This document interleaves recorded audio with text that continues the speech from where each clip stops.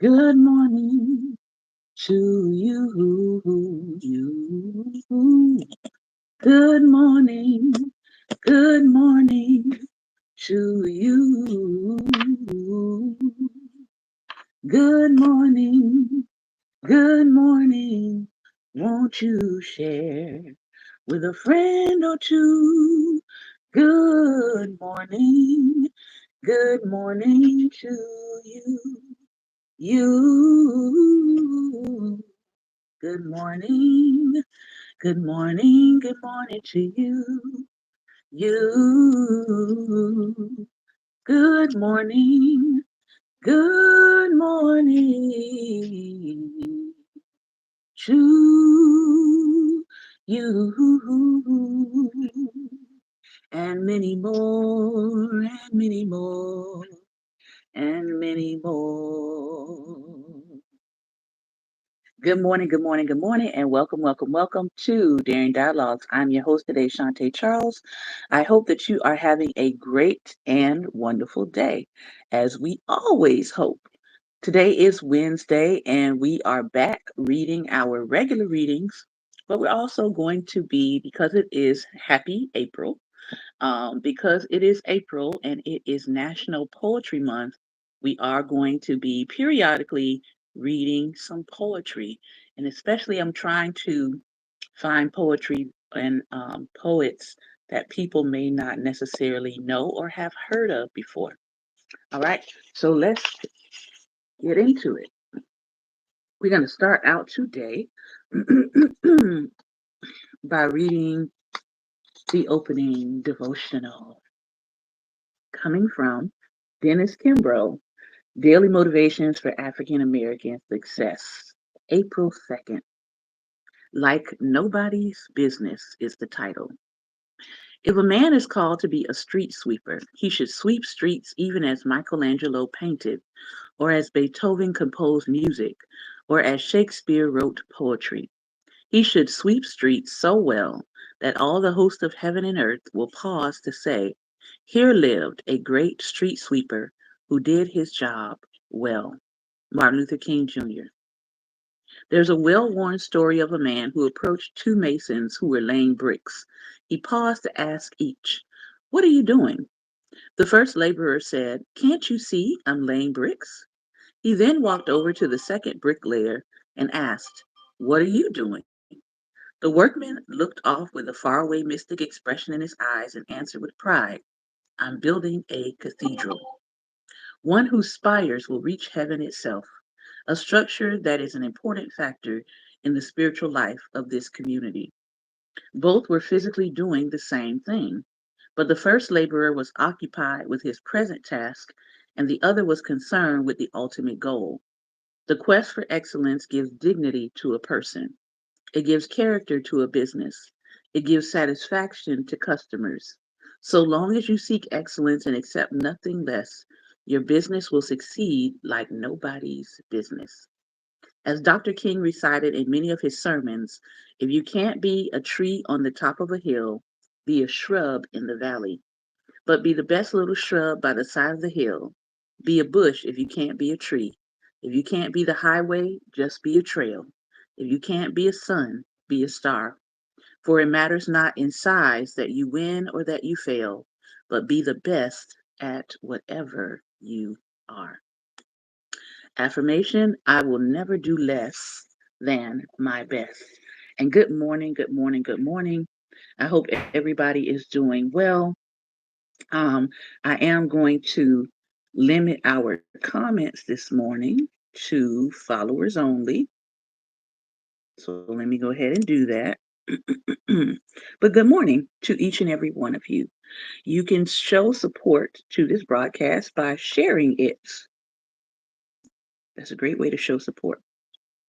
Share the broadcast. Share, share, share.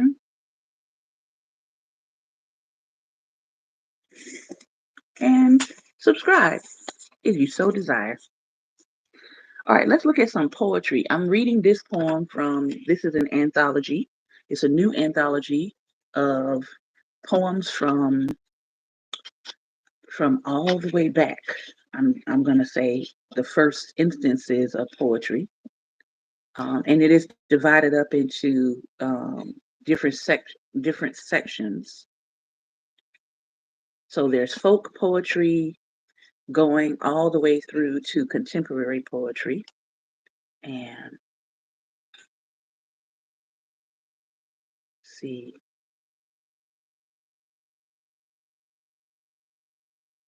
I just lost the poem that I was going to read. Dang it. All right, I'm going to pick, this will be a poem from a poet that most of us know. This is by County Cullen. It's a long poet, poetry, considered a longer poem, but it's called Heritage. Heritage. Most people know of County Cullen, but if you don't, I suggest that you look him up and get to know him. Heritage, written for Harold Jackman. What is Africa to me? Copper sun or scarlet sea, jungle star or jungle track, strong bronze men or regal black, women from whose loins I sprang when the birds of Eden sang. One 3 centuries removed from the scenes of his father's love, spicy grove, cinnamon tree, what is Africa to me? So I lie, who all day long want no sound except the song, sung by wild barbaric birds, goading massive jungle herds, juggernauts of flesh that pass, trampling tall defiant grass, where young forest lovers lie, plighting troth beneath the sky. So I lie who always hear, though I cram against my ear, both my thumbs and keep them there, great drums throbbing through the air. So I lie, whose fount of pride, dear distress and joy allied, is my somber flesh and skin, with the dark blood darned within, like great pulsing tides of wine, that I fear must burst the fine channels of the chafing net, where they surge and foam and fret. Africa? A book one thumbs listlessly till slumber comes. Unremembered are her bats, circling through the night, her cats, crouching in the river reed, stalking gentle flesh that feeds. By the river bank no more does the bugle-throated roar, cry that monarch claws have leapt from the scabbards where they slept. Silver snakes that once a year doff the lovely coats you wear. Seek no covert in your fear, lest a mortal eye should see. What's your nakedness to me? Here no leprous flowers rear, fierce corollas in the air. Here no body sleek and wet, dripping mingled rain and sweat. Tread the savage measures of jungle boys and girls in love. What is last year's snow to me? Last year's anything? The tree, budding yearly, must forget how its past arose or set. Bow and blossom, flower fruit, even what shy bird would mute, wonder at her travail there, meekly labored in its hair, 3 centuries removed from the scenes his father loved. Spicy grove, cinnamon tree, what is Africa to me? So I lie who find no peace, day or night, no slight release from the unremittent beat made by cruel padded feet. Walking through my body street, up and down they go and back, treading out a jungle track, so I lie, who never quite safely sleep from rain at night. I can never rest at all when the brain begins to fall. Like a soul gone mad with pain, I must watch its weird refrain. Ever must I twist and squirm, writhing like a baited worm, while its primal measures drip through my body crying, strip. Doff this new exuberance, come and dance the lover's dance. In an old remembered way, rain works on me night and day. Quaint, outlandish, heathen gods, black men fashioned out of rods, clay and brittle bits of stone, in a likeness like their own. My conversion came high priced. I belong to Jesus Christ. Preacher of humility, heathen gods are not to me. Father, Son, and Holy Ghost, so I make an idle boast. Jesus of the twice turned cheek, Lamb of God, although I speak, with my mouth thus in my heart, do I play a double part. Ever at thy glowing altar must my heart grow sick and falter, wishing he I served were black. thinking then it would not lack precedent of pain to guide it. Let who would or might deride it. Surely then this flesh would know yours had borne a kindred woe. Lord, I fashioned dark gods too, daring even to give you dark despairing features where, crowned with dark rebellious hair, patience wavers just so much as mortal grief compels, while touches, quick and hot of anger rise, to smitten cheek and weary eyes. Lord, forgive me if my need sometimes shapes a human creed all day long and all night through. One thing only I must do, quench my pride and cool my blood, lest I perish in the flood, lest a hidden ember set, timber that I thought was wet, burning like the driest flax, melting like the merest wax, lest the grave restore its dead. Not yet has my heart or head in the least way realized they and I are civilized. County Cullen's poem, Heritage. Now, I find it very interesting.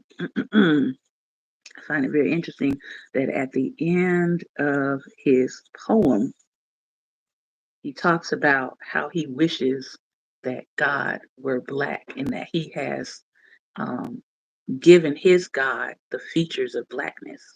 Because, again, I don't think people realize how much of a um, modern theological context that the Black Christ is in terms of our consciousness. Not that he wasn't always Black because he came out of Africa, but the consciousness that he was indeed Black. Because you have to remember visually black people and really the Americas were really inundated with all of these whitewashed images, right? Of God, of the disciples, not just Jesus, but the disciples, everybody. They were being inundated with whitewashed images, commissioned, by the way, by the Catholic Church. Yeah, that's kind of my field of study. So um, during the Renaissance, there was lots of commissioning. It was art in the service of religion and government. So that's what art was doing at that time. It was serving the needs of the religious and it was serving the needs of the government, also known as, we would call it today, propaganda. uh, it would be their version of sponsored ads, right, with visuals. And so the advertisement of God in the image of the European was pervasive, it was widespread. So it's no wonder that County Cullen, who lived from 1903 to 1946, is wrestling with this idea of his savior. And even in his poetry, he's trying to reconcile what he knows about God with the images that he's been given about who God is. County Cullen. All right, let's get into our main readings today. We are going to be reading from Drama Free, a guide to managing unhealthy family relationships. Not only is the month of April National Poetry Month, but it's also National Autism Awareness Month, and it is also Sexual Assault Awareness Month. All right. So keep those things in the back of your mind. I know some of these calendars are no longer um, acknowledging certain events because unfortunately it's been placed under the title or the quotation title DEI, but those things are still going on, okay? And people are still acknowledging them. So today we are looking at the chapter Ending Relationships When Others Won't Change. And we're going to talk a little bit about what Nedra Tawwab Glover calls and is commonly known as survivor's guilt. Survivor's guilt. Feeling bad for getting out of an unhealthy situation and leaving others behind is a form of survivor's guilt. It's unlikely that we can help people more than they want to be helped. Say that again. It is unlikely that we can help people more than they want to be helped. It is hard to watch people suffer when we know what will help them. I don't know if you have any family members or any relatives, or even any friends where you care very deeply about them. You have tried to talk to them, you've tried to provide them resources, you've given them financial help, whatever it is. And it seems like they don't want to be helped. That is a painful thing to watch somebody in our, definitely in our lens or in our perspective, suffer unnecessarily. It's like seeing somebody literally stand in front of the hospital, know they need to go in, know they have the resources to go in, but then choose to pass away at the front door. That's hard to watch. But we can't force people to do what we see as best for them. I know it can be challenging to accept that, especially if you're the person that is a self starter, you're independent, you you have that get up and go about you, and you are, a person who self starts. But everybody may not be built for that, or everybody may not have that disposition. And so we cannot force people to do what we see as best for them, as that violates their free will. We cause ourselves suffering when we try to do more than we can for others.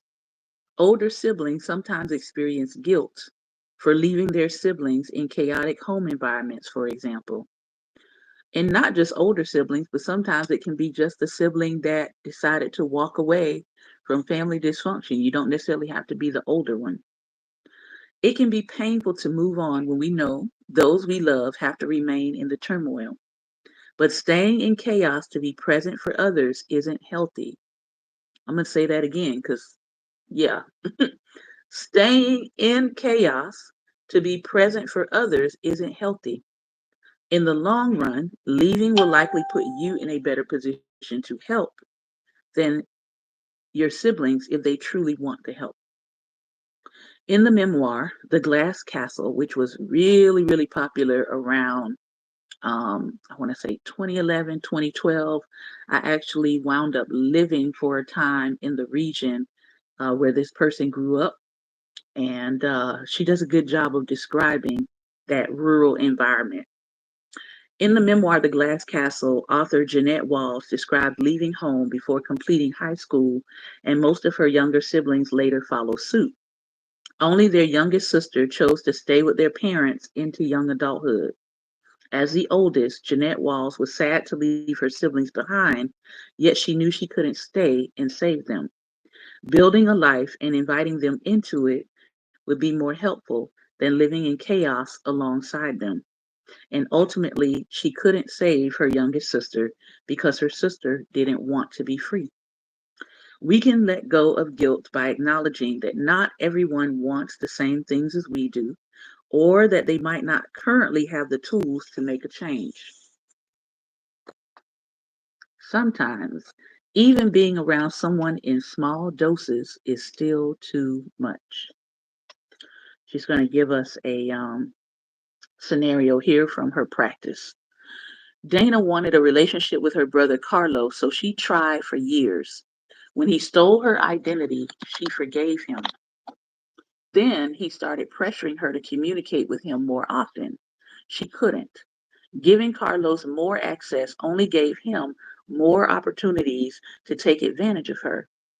Dana loved her brother, but she was tired of being victimized by him. Distance wasn't working as it only made him more persistent about gaining access to her. Then their father intervened and insisted that Dana talk to Carlos more because, quote, he's your brother. Ooh wee. I know there are a lot of people dealing with that. People think that they're your family is supposed to excuse unexcusable or inexcusable behavior and boundary violations.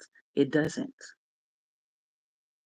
She felt anxious, angry, and misunderstood, which led to sleep problems, headaches, and concentration difficulties. Dana didn't want to stop talking to her brother, but she knew it was the only way she could find relief. When people repeat the behaviors they apologize for, it voids the apology. Yeah. hmm At some point, they often use up all of their credits with you. It might be helpful for Dana to say something like this to her father: Stop trying to persuade me to stay in an unhealthy family relationship because you believe family is everything, no matter what.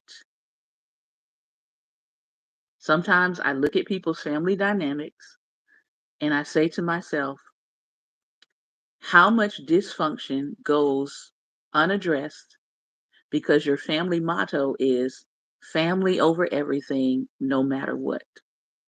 That means that the people that are involved in your family can be harmed, can be injured, and they're expected to just brush it over and keep going and keep coming to the dinners and keep coming to holiday parties and keep coming to the family reunion and the family vacations.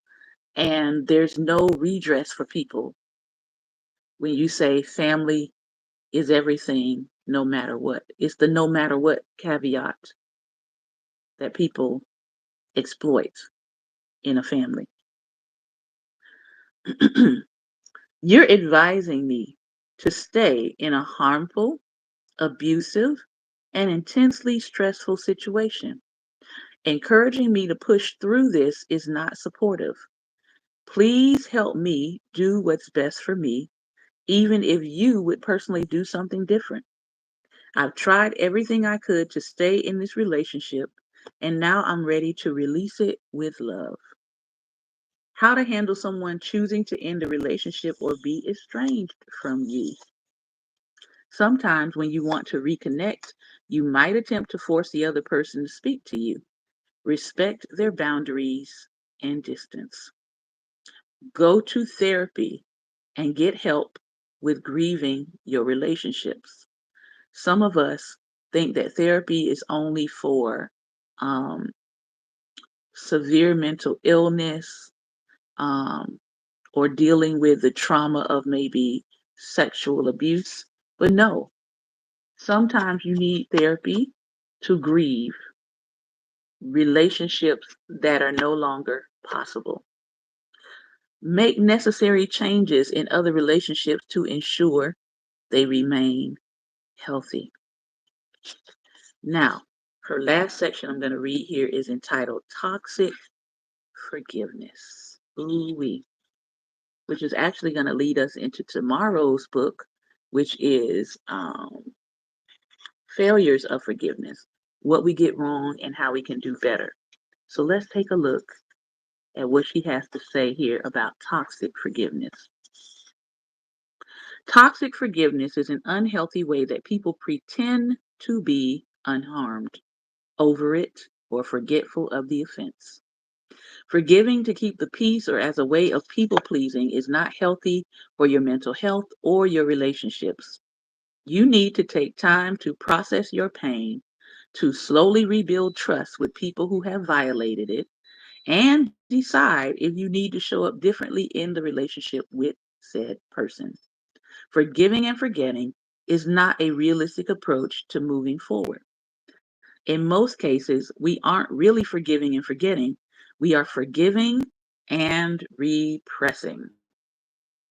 In families, it can be the norm to move on without processing what happened. What will be different moving forward and the feelings that arose as a result of what happened? You can't move on without working through what's really going on. So here are some common myths about forgiveness. The first one: once you've forgiven, you can't talk about it anymore. Holding on to emotions without processing them is never healthy. So you may still feel the need to talk out the situation even after you've decided to forgive someone. Whenever you experience a traumatic event, the memories may continue to haunt you. That's a part of that whole processing of trauma. To move through experiences like these, it can be helpful to talk to a mental health professional or a trusted person who can help you make sense of the feelings in a meaningful way. Venting to friends and families may not be helpful, however, if you simply talk about the problem over and over with no attempt at resolution. Progress focused venting involves attempting to understand the complete picture, processing your feelings and thoughts, and determining what could help you feel better and move on. Myth number 2. Once you've forgiven, you must stay in an unhealthy relationship. Forgiveness does not mean reconciliation. Let's say that together. Forgiveness does not mean reconciliation. Based on the offense or its intensity, you may choose to forgive and move on without maintaining the connection. You can decide what the relationship will look like after forgiveness. Myth number 3. If you forgive them once, you have to forgive them in the future. It doesn't mean you accept the same behavior over and over and over again. People do not get a pass to repeat offenses in your life. You can decide how many times you want to forgive and move forward with someone when you want to forgive and sever the connection. Forgiveness and what you do afterward are your choices to make. Myth number 4. When you forgive, you can no longer feel upset or angry about what happened. Forgiveness doesn't mean you have to ignore what they did or how their behavior made you feel. A University of Michigan study found that the best way to deal with troubling feelings is to step back and talk about the feelings using third person language. For instance, why does she feel that way when her mother in law said that about her weight? The she in the question is you. Detaching yourself from the experience can help you develop objectivity about your emotions and minimize the self pity that can keep you stuck and unable to move on. The fifth myth about forgiveness: when you forgive, you have to forget what happened. OMG. This is one, unfortunately, that is really abused in spiritual contexts. Know this: you can't erase your memories or feelings, and they either may come up at unexpected moments, uncomfortable moments, or something that you experience in the future could trigger the memory. Forgive and forget is an expression, not something we can achieve in the most literal sense. You'll likely forgive and feel less of an impact, but you may never get over the experience entirely, and that's okay. Sometimes we need the memory to keep us from making the same unsafe mistake, whether that be with the same person or whether that be with someone in the future that you meet that's exhibiting the same behaviors. Sometimes that memory keeps you from putting your hand on the hot stove again. And finally, forgiving for your own peace of mind.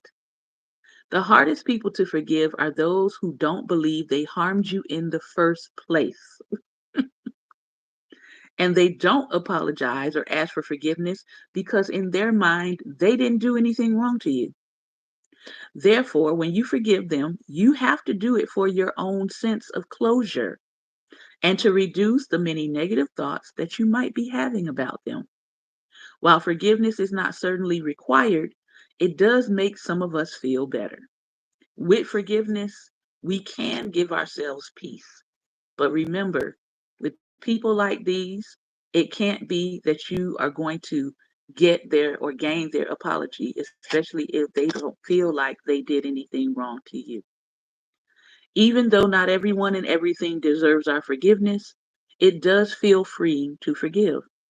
Remember that it is not a pass for what they did or an opportunity for them to have repeated access to you. Forgiveness is a release, so that they no longer own your energy. You're no longer giving your energy to them. It releases the hold that they have over you, allowing you to let go of at least a significant amount of resentment or anger or rage or fear. It is not an easy or comfortable journey, but it's even more uncomfortable to hold on to those negative emotions. Ultimately, however, forgiveness is a choice. In an Instagram poll, I asked, are some things unforgivable? 89% of people answered yes, while 11% answered no, saying that everything is forgivable. Based on the results, some people are willing to forgive everything, but most people are not. Waiting for an apology. And we're going to stop here. You may never get the apology you deserve from someone who has wronged you. And even if they do apologize, it might not help you feel any better about what happened. Some people won't apologize even when the facts are in front of them. Some people don't think you deserve an apology. Some people blame you, i.e., the you made me do it people. Some people apologize with actions and not words. Some people won't apologize because their ego won't allow it. Some people will break if they admit the truth. Some people don't have the tools to be accountable for their actions. If we want to stay connected to someone who has hurt us, we have to meet them where they are and accept what they're capable of offering. If not, you don't have to accept a connection with that person. You can forgive them and deny access. All right.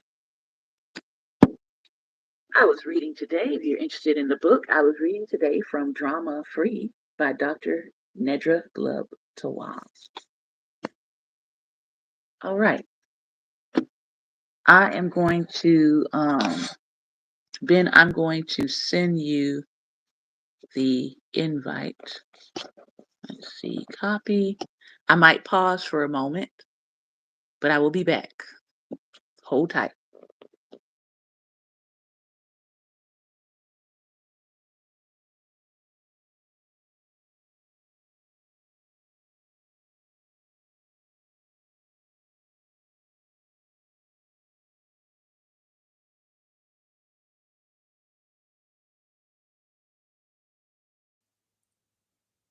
All right, I think I am back.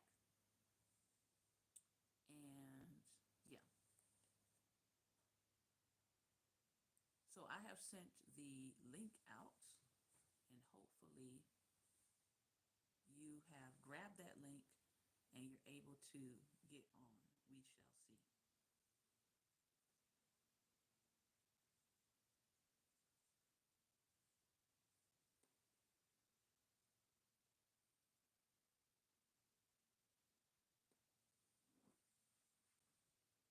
As we are waiting, let me type a note here. All right.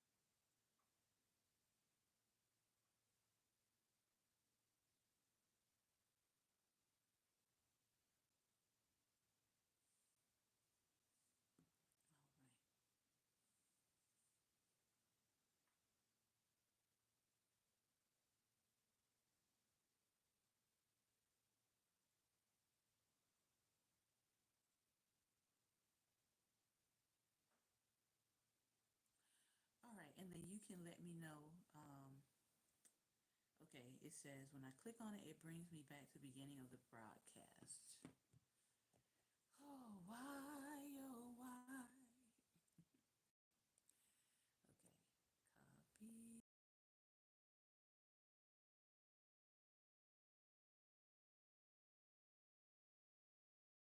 All right, I just did it again. I don't know why I keep having to do this twice before it will act right. Try that again. See if that'll um, work. And if you're just coming in, I want to say thank you for your time and attention. We're attempting to do our talk back. We just finished reading Drama Free, A Guide to Managing Unhealthy Family Relationships, along with the Black Poets. And there you are. I do see you this time, so hopefully it will let you in. All right. Good morning. Good morning. Good morning. Can you hear me clearly? Okay, it's Okay, getting better it's now. getting At better first, it now. was At very first, it low. was very low. Okay, can you hear me? Yes. Yes. Okay, and I can hear you clearly. All right. Okay. What would you like to share with us today? Go Oh ahead. well, that Oh, well, I'm with you, man. I'm with you, man. That Colin guy. Colin guy. We both We focused on both that focused same on that thing. same thing.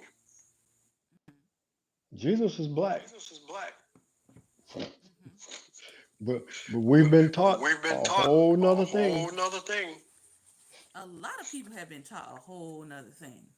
Yeah, Yeah, yeah. It's yeah. It's and well, we're beginning to well, wake we're up beginning though, to wake up though, and I think that's a and I problem. think that's a problem. They don't like They that. don't like that. I just ran into another poem by Langston Hughes called "The Ku Klux." Maybe we'll read that at the. Maybe we'll read that toward the end. But But now now forgiveness, forgiveness, forgiving and forgiving and forgetting forgetting are two completely are two different things. completely They don't different go things. hand They in don't go hand. hand in hand. I can I forgive can you, but forgive not you, but forget not what you forget what did. you did. Right. And in most And in most situations, I choose situations, I not to choose forget not to what you forget did what you did because I because don't want to I get don't want to trapped get again. trapped again. Yeah, I See, mean, see, we and again, she made a good point about memory. That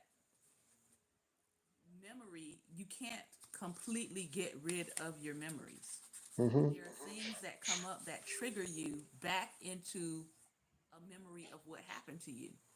And so telling people just forgive and forget to me is, I don't know. Um, I feel like it's a sort of a gaslighting because the reality is most of us are not forgetting what has happened to us. It is that memory that has caused most of us to be present today because of our ancestors. Our ancestors' you, memory has caused us to be present today.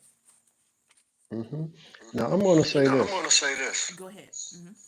Um, Um, mainly black Mainly people black people have been have told to been told forgive to and forgive forget. and forget. Mm-hmm. There are some There are things some that have things that happened have here happened here lately. lately. We gonna see We're if going to these see if white these folks that white got folks that got fired fired without any reason without or any any reason excuse or any excuse can forgive and can forget forgive so and easily. forget so easily. Oh, they not. I know. I know. I know. I know. They're making the circuit and they're doing interviews. And my thing is this: black people have been getting fired for a very long time for no reason. We don't get TV time for that. Mm-mm. We don't get TV time because we got fired when we were doing our job and we did absolutely nothing wrong and we still got fired. Nobody hands black people a mic in America and says, "Oh, poor you, tell us all about it." That in itself shows the privilege. Mm-hmm. That in itself shows the privilege. Because in America, white people aren't supposed to get fired like that. They're supposed to keep their jobs, right? Mm-hmm. So, by virtue of the fact that you're interviewing white people who got fired because they were good, excellent at their job, they loved their job, they've been on their job for decades, hadn't done anything wrong, and got fired by this administration, I don't know. Is it me? But have you seen any black people being interviewed about getting fired? I Mm-mm. ain't seen not a one interview. And I'm like, I know there are black people also getting fired who have been in their jobs for decades and didn't do anything wrong. So the virtue of the fact that something like that happens so common to black Americans that now it's happening to you and you get the mic to talk about it, that makes me feel some kind of way. I don't know. Maybe it's Mm-hmm. just me. But I'm like, Mm-mm. this kind of stuff has been happening to black people. And nobody has been, excuse me, nobody has been sympathetic or empathetic to the plight. Yeah. I don't know. That takes me back to a job I had when I was a press operator. I was a printing company. There was a white guy there. He would cuss the boss's wife. Well, she was boss too because they were partners and she was there every day as well. But he would come in, clock in. He would be going. He got to take his dog to the vet. He got to run this errand. He got to do this errand. Then he would come back about we clock out at 4:30, but he would come back about 3:30, 4 o'clock. Starts walking fast and start working, and he's getting overtime. I'm there every day. Oh, well, I'll go back to that. I'll go back to that. I'm there every day on time, leave on time, unless I'm asked to work overtime.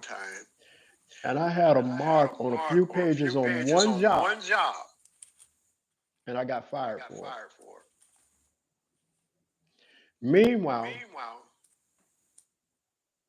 as I said, this guy, he was a white guy. This was a white business.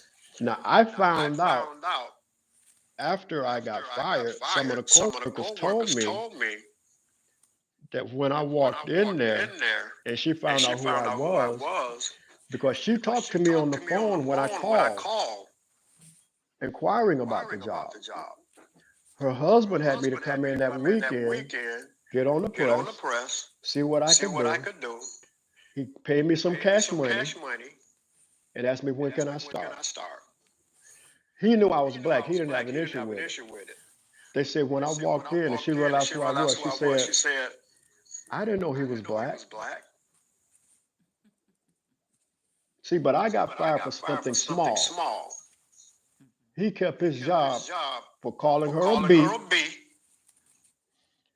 clocking in and being gone all day, coming in, got to do overtime, which is costing them money, and all this stuff. So, yeah, we get fired for nothing. They keep their jobs and can do pretty much anything wrong and get away with it. And somebody brought up the term this past week, failing forward. I think the term was coined by John Maxwell. If he didn't coin it, he either coined it, and I think he has a book entitled Failing Forward as well. But it's this notion about failure doesn't have to be final. Failure, doesn't have to severely set your life back. And somebody said, Black people don't have the privilege of failing forward. We have to be excellent. We have to be on point. Because if we are not, it will be your first and your last mistake. Hmm. And that's usually true.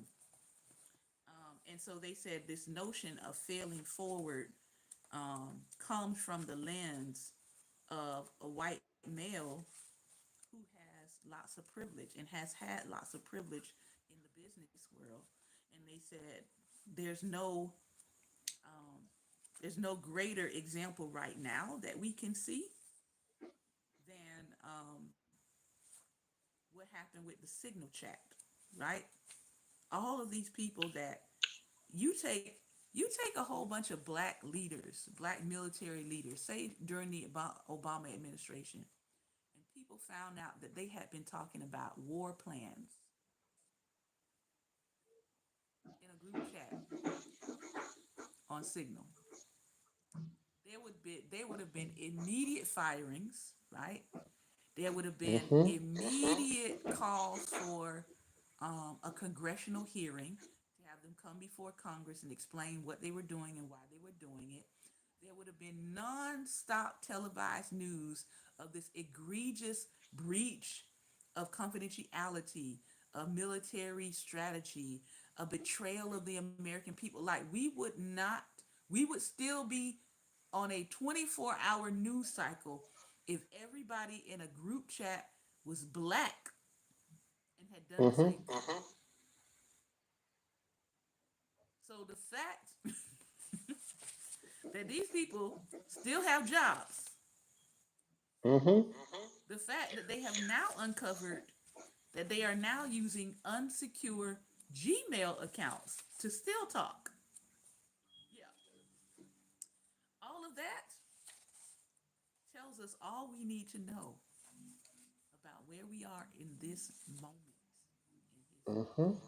The fact that they are just kind of brushing it off like, oh, it's not really that big of a deal. But it is. But it is. But here's the thing. I'm going to say two things in replying to that. They blame the reporter because he should have left the chat. This is what they're saying. He did leave the chat. Yeah, y'all screwed up. Say we screwed up. Once he And realized what it was, mm-hmm. he did leave the chat. But then he exposed the rest of the chat because y'all want to turn around and call him a liar, Yeah. and act like, oh, we weren't really doing anything sensitive. And he's like, no, here's the rest of the chat. Mm-hmm.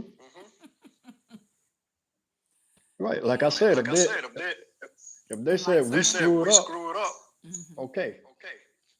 But they went after him. Yeah, they again, this is where we are in this country. Mm-hmm. Now, when it comes to survivor's guilt from our main reading today, what do you think about survivor's guilt? Have you experienced where you feel like you left things behind or you left people behind and do you have any regrets about people you had to leave behind? Uh, yes and no. Mm-hmm. What had happened was me and my first wife got divorced. She wanted the two girls. I take the son. I should have fought for my oldest daughter, and I didn't. I didn't. That was a regret for me. I should have because through that process, don't get me wrong, we're tight. We're tight today. One thing she did know, and one thing you couldn't convince her against was that her dad loved her. She knew I loved her. So you couldn't tell her that I didn't, which her mom did try. But no, you couldn't tell her that. She would sneak and call me sometimes. And it's sad that she had to do that, but yeah. But the way she was raised under her mom, there was some damage done there. And that's my regret. I also regret allowing my son go and live with her, with his mom, when she got custody of her younger brother, which was between my oldest and my son. She got custody of him because both of his parents had passed. So I'm like, he's just here with me, and they're like brothers. You know, maybe he'll have more fun there. That was another regret because through that, my son was damaged. Mm-hmm. You know, he and my daughter both were damaged. So that's another regret. But as far as me just walking off and walking out of a bad situation, no, I came out of that marriage because two things were going to happen. A life was going to be lost, and the other person was going to end up in jail. So, no, I don't regret that. I don't regret that at all. I just wish I had fought for my daughter. Mm-hmm. That's my only regret from that. Mm-hmm.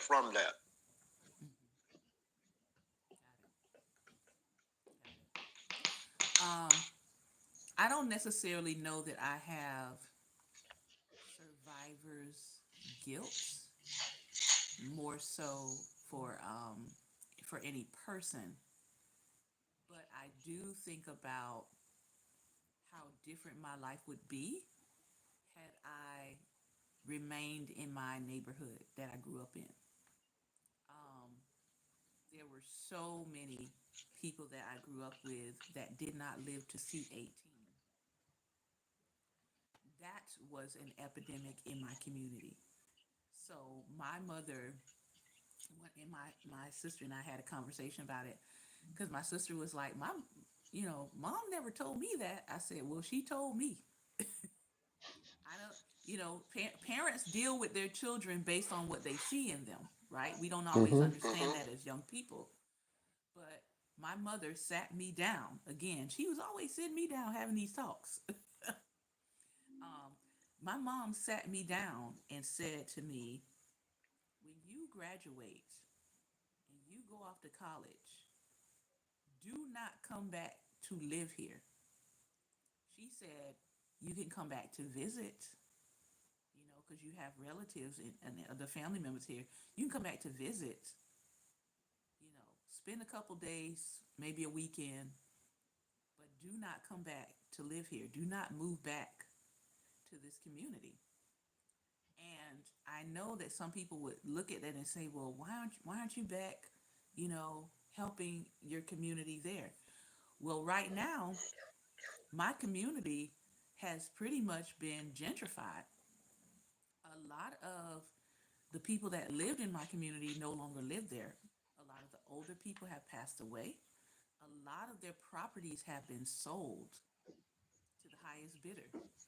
So even if I were go back specifically to that community, it is not the same community that I left.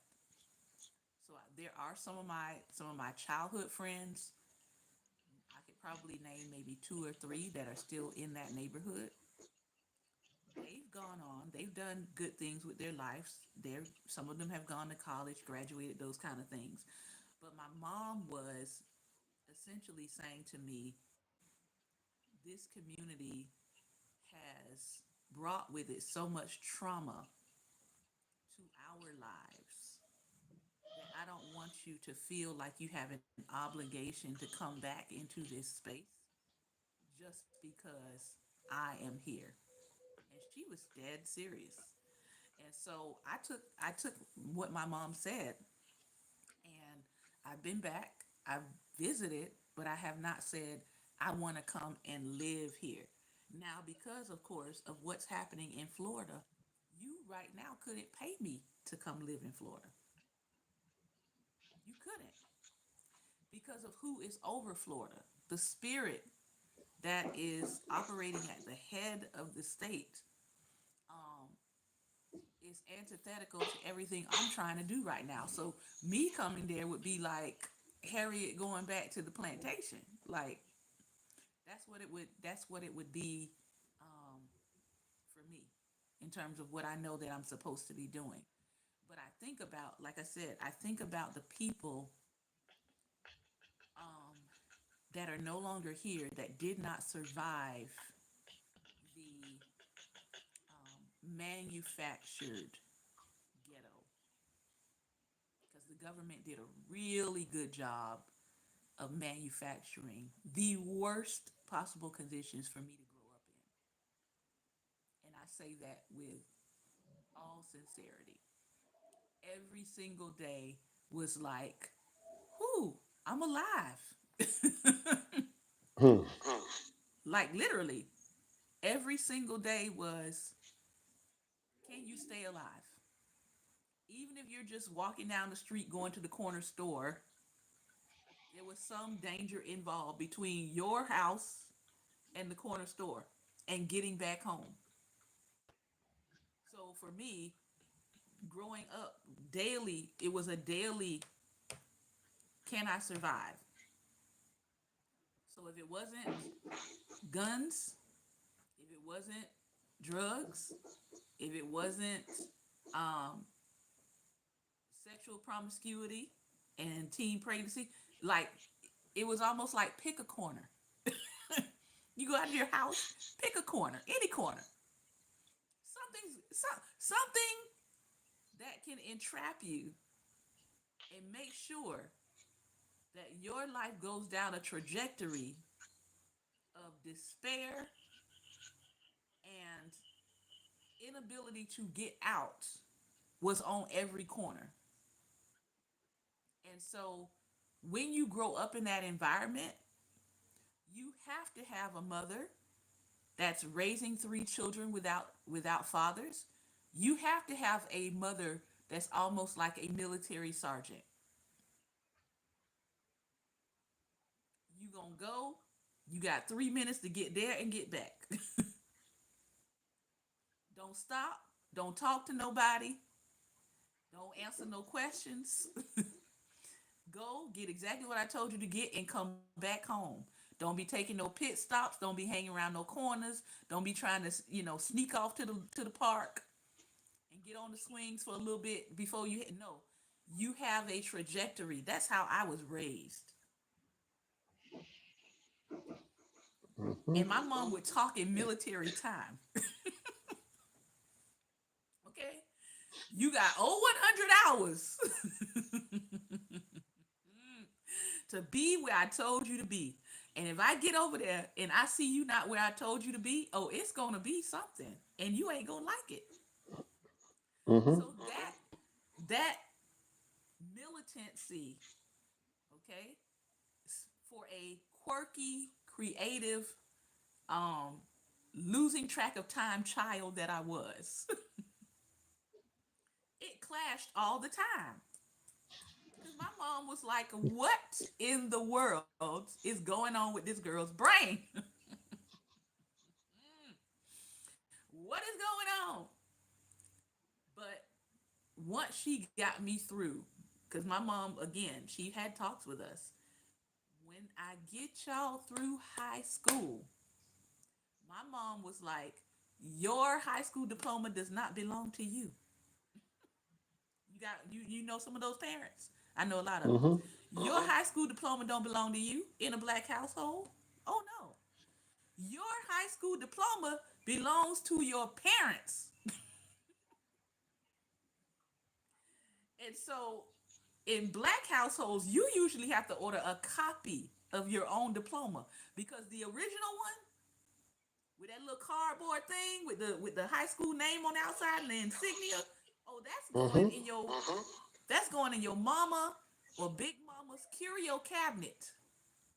Mm-hmm. So that when people come into big mama's house or your mama's house, everybody else might have trophies and plaques and all that stuff. No, your mother's award curio cabinet is all her children's high school diplomas. So when somebody says what's different about black America and just black people, that's one. Mm-hmm. Okay? Your high school diploma went to your parents. If you wanted your own copy to take with you off to school, you can order a copy. $3, $4, $5 for a copy. They'll send it to you. But that original, and you know I'm right. You go into Yeah. a black Oh, you go into a listen. black household on that mantle. Oh, that mantle is lined up with the senior pictures, right? With the black, the picture with your cap and gown, and next to the picture with your cap and gown is your official diploma because they want people to know that my child made it through the wiles of 12 years of education and they have attained their high school diploma. That high school diploma was like the holy grail in a black household growing up. That was a black parent, especially in the hood. That was a black parent's Hall of Fame, Wall of Fame, Mantle of Fame to say, "Oh, we might be in this environment. We might be in this condition, but one thing you gonna get your diploma. You gonna get a GED. Mm-hmm. You're gonna get an education. If you don't get anything else, you might not get no money for college, but you're gonna get your diploma. That's that's the basic standard, the basics. You're gonna get your diploma. Oh, you got pregnant? Okay, you got pregnant. Grandma, Mima gonna watch the baby, but you going back to school and you're gonna continue your education and you're gonna get your diploma. Okay, so my mom had all our diplomas. She had all our diplomas, all of them. Okay, when I earned my associate's degree, I sent her a copy because I was like, I know she want this too. Okay. When I earned my college degree, by that time, my mom was like, okay, you can keep that one. I was like, well, gee, thanks. Gee, thanks. But I think about the people that didn't leave my neighborhood. I think about the people that didn't have a parent that had that mental fortitude to say, my child is at least going to get. If they don't go beyond this, that'll be on them. But my child is at least going to get their high school diploma. They're going to finish something in my house. They're going to finish something. Go ahead. I know I've been rambling. Uh, I've been talking. yeah, Yeah, I started I laughing started laughing because I had to because I order a had to order a copy of copy my of diploma. my diploma. Mm-hmm. There were 8 of There were us, 8 of us, and the second and the oldest second dropped oldest out of high dropped out of school. high school. And he also And he dropped out also of the dropped house. out of the house.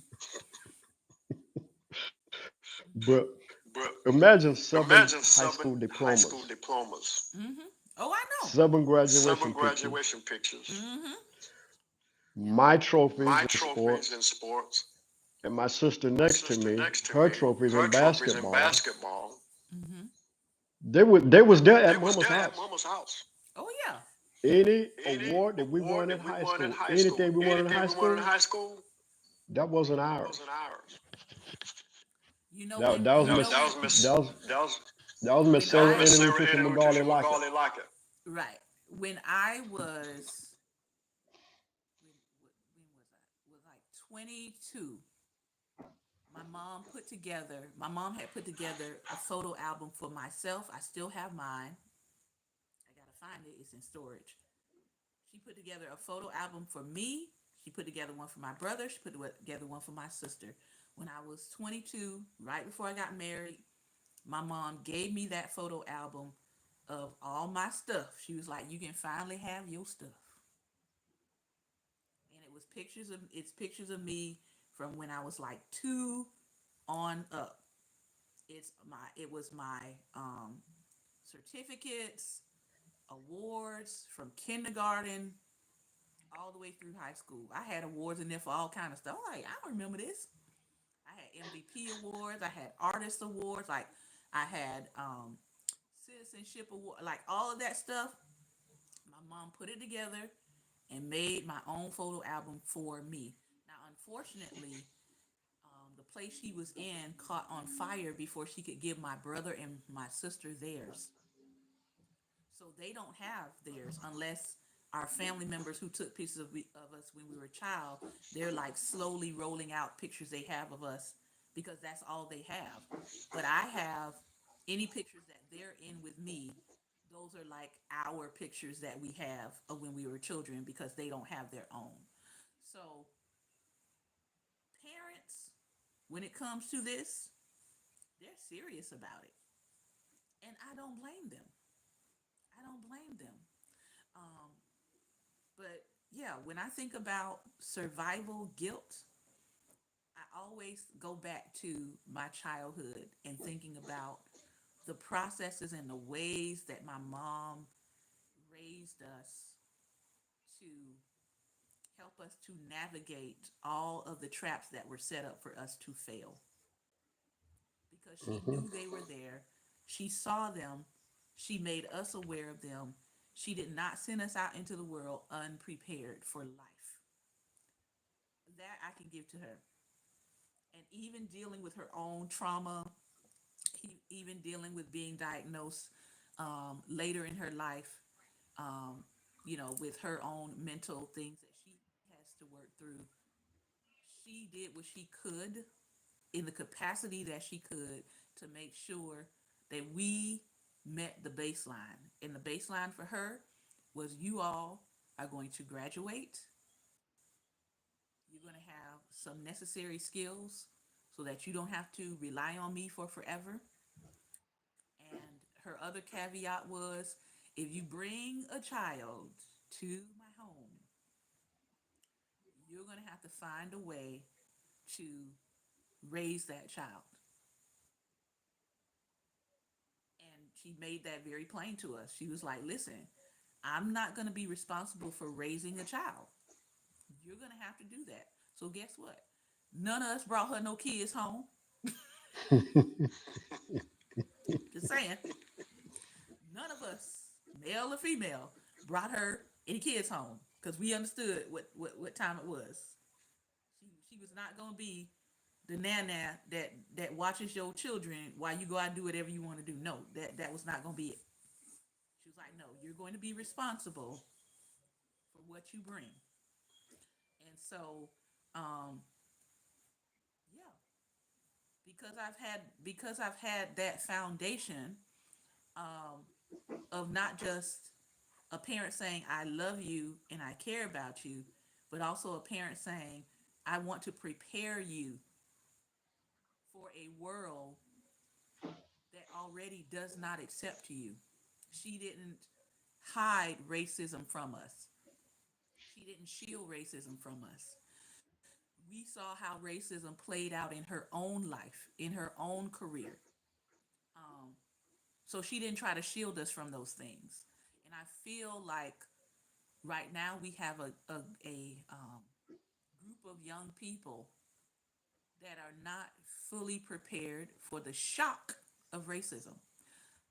And so now, as all of this stuff is being pulled back and people are really seeing how people feel, if you're a part of Gen X or older, you know that's how they felt. They've been felt that way. Hmm. It was only laws that were keeping the polite them out front. But these attitudes have been here. So when people say, well, why aren't black people getting upset? Because we've been new. We've been knew your politeness was performative and you don't like black people. Most of us have known that. If you grew up in the 70s and the 80s, um, especially coming directly out of, being sort of the first generation to really experience full rights up until that point, you've been new. Them people was Hmm. mad then. They were mad then that they had laws that were being enforced to treat you fairly. They've been mad. The resentment has been building. The people I went to school with are now the people who are pushing for all this craziness because they've been mad. They were mad when we were in junior high with them. They were mad when we were in high school with them.